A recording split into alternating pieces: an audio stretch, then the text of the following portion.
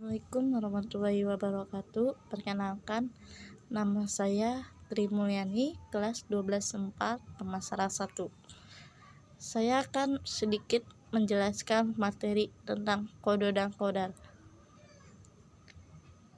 Pengertian kodo dan kodar. Kodo dan kodar adalah percaya atau yakin dengan sepenuh hati bahwa Allah Subhanahu wa Ta'ala telah menentukan segala sesuatu bagi makhluknya.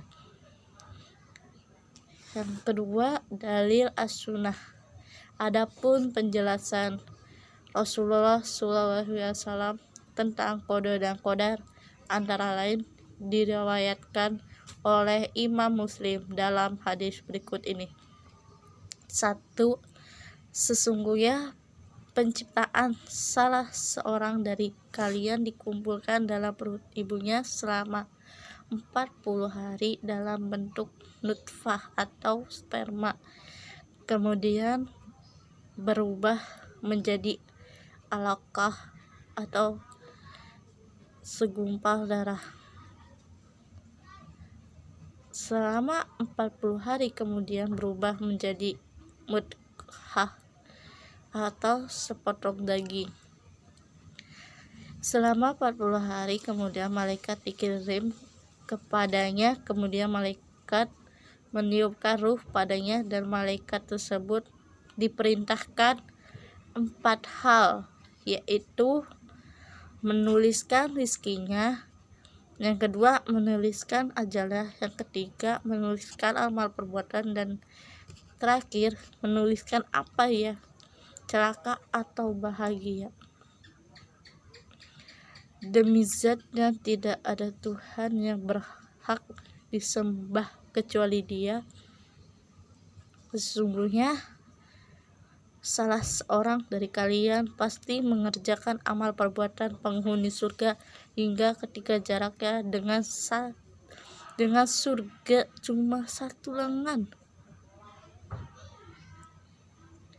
Tiba-tiba ketetapan berlaku padanya, kemudian ia mengerjakan amal perbuatan penghuni neraka hingga ketika jaraknya dengan neraka cuma 1 lengan.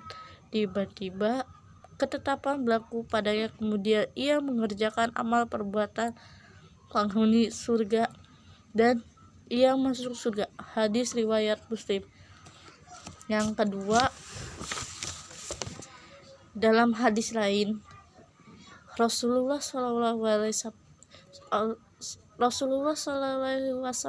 bersabda, yang artinya sebagai berikut: sesungguhnya seseorang itu diciptakan dalam perut ibunya selama 40 hari dalam bentuk nutfah, 40 hari menjadi segumpal darah, 40 hari menjadi segumpal daging.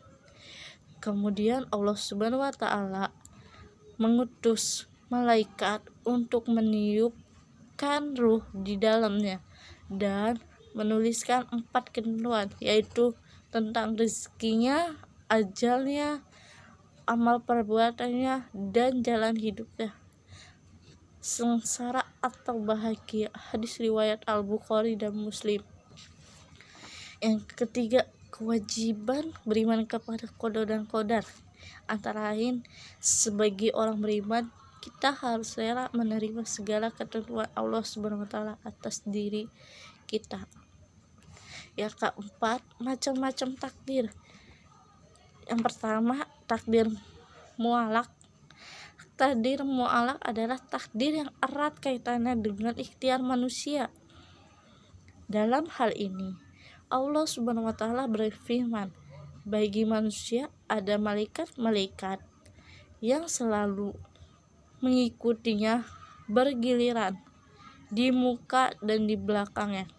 Mereka menjaganya atas perintah Allah Subhanahu wa Ta'ala. Sesungguhnya Allah Subhanahu wa Ta'ala tidak merubah keadaan sesuatu kaum sehingga mereka mengubah keadaan yang ada pada diri mereka sendiri.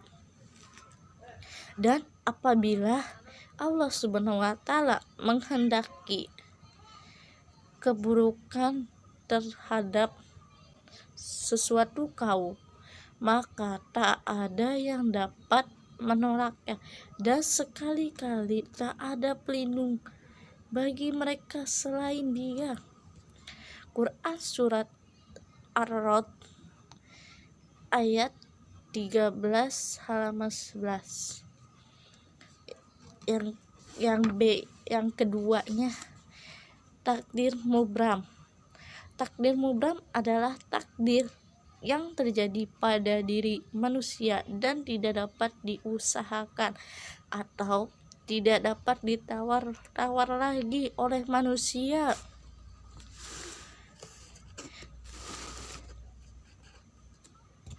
Berkaitan dengan makna beriman kepada qada dan qadar, dapat diketahui bahwa nasib manusia telah ditentukan Allah SWT sejak sebelum ia dilahirkan.